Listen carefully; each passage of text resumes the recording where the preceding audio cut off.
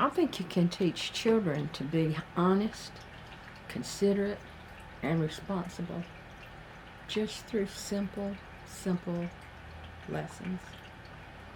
Hi, I'm Diane. When I was a child, my mom told me a story about when she was a little girl. They lived in this community where I live now, and next door to their home was a little, grocery store. This is years and years ago.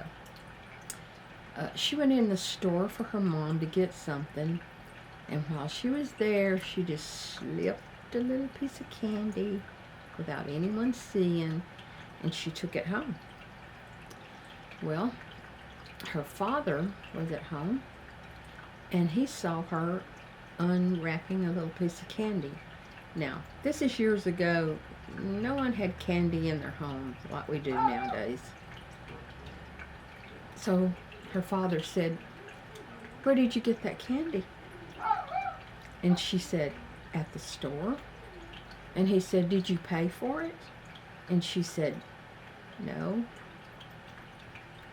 And he said, "You march yourself right back over there and tell Mr. what's his name that you took that candy without paying for it, and that you're returning it, and that you're sorry." Well, she knew better than to talk back to him or say she wasn't going to do it. And she knew she had to do it because he knew this man, and he would, I'm sure, ask him about it later. So, scared and upset, she walked back in the store and told the man that she had taken the candy and that she was sorry. And he said, "Oh, that's okay, hon. You can just take it. It's okay." And she said, No, I have to give it back."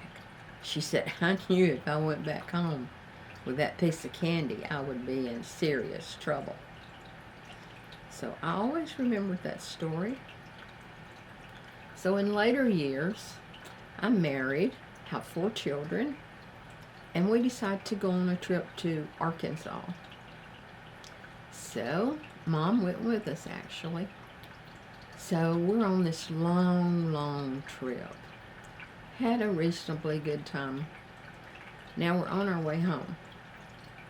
I don't remember what state we were in, but we were in the state next to Alabama. We were close to being home. So we went in a restaurant to eat. And we got back in the van, and I and my husband are in the front seat, and we hear paper rattling. And I turned around, and Dylan, my 5-year-old, had a goo-goo bar, and it was making a lot of racket. He was trying to open it. And I said, "Dylan, where did you get that?" And he said, "At the restaurant." And I said, "Did you pay for it?" He said, "No." I said, "Did your dad pay for it?" And he said, "No." I said, "Okay. That means you stole it, Dylan. We have to turn around, and you have to take it back to the restaurant, and you have to tell them that you took it without paying for it, and apologize for doing that." Well, he didn't say a word. Now, we were like 35 minutes out from the restaurant. We had to turn around, I'm sure to the dismay of my husband, and go back to the restaurant. And my Dylan had to go in there. I went with him, and tell the man at the cash register that he took the candy without paying for it, and that he was sorry that he did it. Okay? We lost an hour in travel time that night because of that. Do you think that was extreme? Some people would think so. I do not think it was extreme at all. It had to be done. There was no question that it had to be done. Yeah. Children should be taught to be responsible for their actions. For their actions. Remember the man who killed my Kurt? Driving drunk for the, 50th time. If his parents had taught him to be responsible for his actions, my Kurt would be alive today. But he wasn't taught that. So was that trip necessary for my Dylan? Yeah, it had to be done. Yeah. When they get older, it could be a car instead of a goo-goo bar. Yeah, think about that. My 5-year-old learned a valuable lesson that night. That you don't take things that aren't yours. And another valuable lesson is he learned to apologize. Although that's not easy, but it was necessary. He had to do it. When I was small, I remember my father. God, he was the sweetest man. We left a store. It seems like it was a drugstore. And he was putting his change in his pocket, and he just stopped. And he was counting his change, and he said, "Oh my gosh, they gave me a quarter too much. I have to go take it back. Just give me a minute." And I'm watching, and I'm learning. My father would not keep that quarter because it wasn't his. He went back in the store and returned that quarter. Now me as an adult, I walked into a bank and I asked for $200 all in 20s. Now I cannot remember why I needed those 20s, but my first stop was the beauty parlor. I know, hair salon. Okay, I'm old. So I was paying to have my hair cut. So I got out my 20s, and there was a $50 bill. So I recounted it to see what was going on, why I had that $50 bill. And sure enough, someone had mistaken a $50 bill for a 20 at the bank. I went, as much as I've got to do, I have to drive 20 minutes back up to the bank to return this 50. Why? Because I had to. My dad taught me I had to. It wasn't mine. They would have never known it was me that had it. I knew it was me that had it. So I drove back to the bank, went in and gave them their 50 back, and they gave me a 20. And they thanked me because some little girl was going to come up short in the register that night. Yeah, you have to always do the right thing. I'm not patting myself on the back. I'm patting my parents on the back. Yes, that's who I'm patting on the back. Examples are the best teachers, for sure. Now, I didn't always do the right thing with my kids. I spanked them. I mean, that was my generation. Just a little spanking teaches a lesson, you know? My kids were never allowed to sass me or to talk back to me. It's not going to happen. Not going to happen. Kids should never disrespect their parents.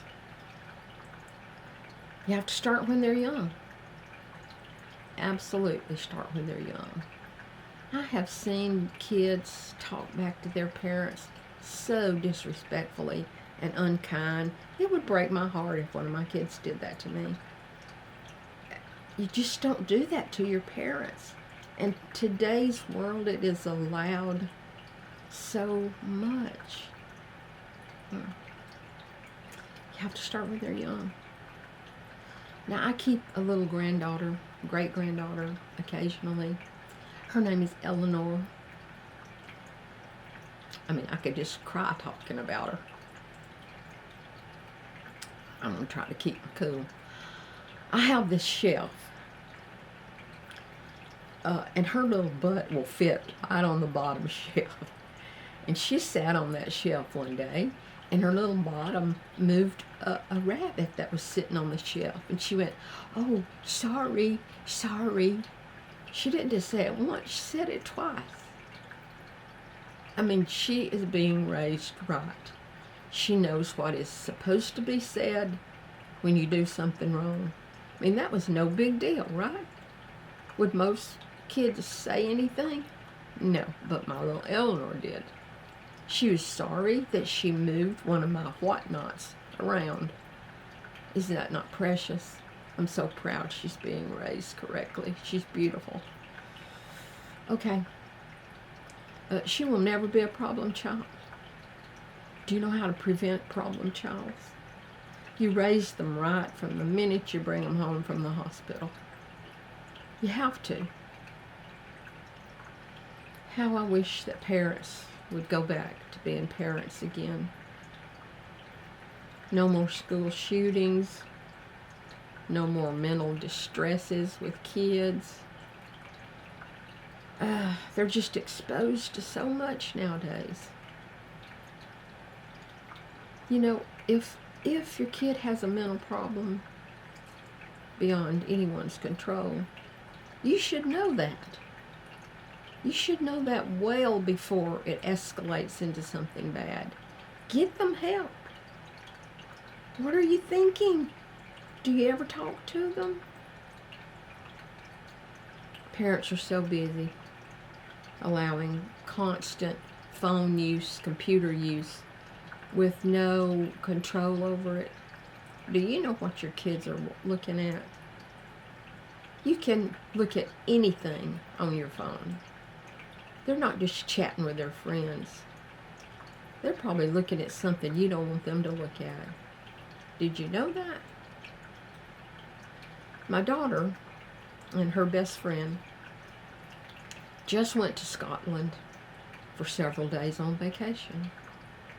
I was so happy she got to go. God bless her. Those trips just do her a lot of good. She's a grieving mother, and I'm proud that she gets to go on those trips. She saves for like a year and a half to go on a special trip, and I think it's wonderful. Anyway, she's in Scotland. They're in this large restaurant with many, many tables. And they're sitting there on their phones doing whatever. And Ashley happens to look up and look around and goes, "There is no one in this restaurant on their phone." And she told her friend, "Maybe we should put our phones up." And then they got started talking about it. And they, in their mind, remembered walking down the streets of Scotland. No one has their phone out. No one's walking down the street with their phone in their hand. Yeah, good place, Scotland. You got it together. Don't you wish it was like that here in America? Oh my gosh. Young parents, it's time to pay attention. Concentrate on positive behavior and not the negative. When your kid does something wrong, please praise them till the hilt. Hug them. Put a smile on your face. Let them know you're proud of them. Yeah, overdo it. Yes, overdo it. And the negative behaviors, kind of distract them when they're very young from the negative and praise the good. It works wonders. It really does. Really does. Sometimes natural consequences can teach your children also. If they go outside without their coat and it's cold, don't go to the door and holler, "Get your butt in here and get your jacket on, you're going to catch your death of cold." No, let them figure it out. They'll get cold and they'll go, "Ooh, I think I'll go get my jacket." Yeah. There's just no need to scream or say negative things all the time. Come on.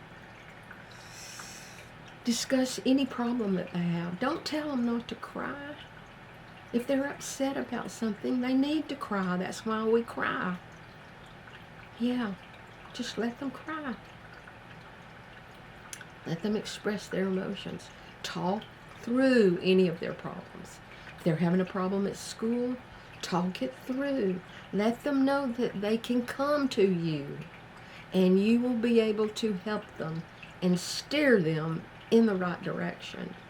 Talk, talk, talk. I can't say that enough. Talk to your children. Now I've jotted down some last minute thoughts here. If a child feels frustrated, it can lead to misbehavior. Like when they get older and they have a girlfriend who rejects them, how are they going to handle that? How have they handled things when they were children? Are they going to become a stalker? Or, God forbid, a murderer? You've got to teach your children everything. It's a hard job. When you got pregnant and decided to have that child, then you're in it for life. You have to be their teacher for life. You've got to do it. No one else. Okay.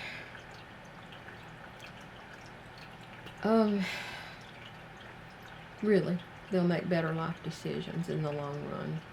You'll have a healthy child. Healthy child. Talk. Talk. And talk some more. Now, when I had little ones, I made bedtime stories a big, big deal. And I never went, I'm too tired. I don't have time. No. Bedtime story. Every night. And I did that with my grandchildren also when they were with me. We'd all pile up in the same bed. We were touching each other, snuggling with each other, loving each other, feeling good about ourselves. And we were excited to hear the story. Now, I am that mother. I am. That would interject words like pee and poop into the story just to make them laugh. They loved bedtime stories because their mother was going to make it fun. And when my kids went to bed, they were happy, happy kids. Don't you want happy kids? Yeah. I don't want any troubled kids. I don't want any more troubled kids in the world. We've got enough. If parents would just go back to being parents. It's so simple. So simple.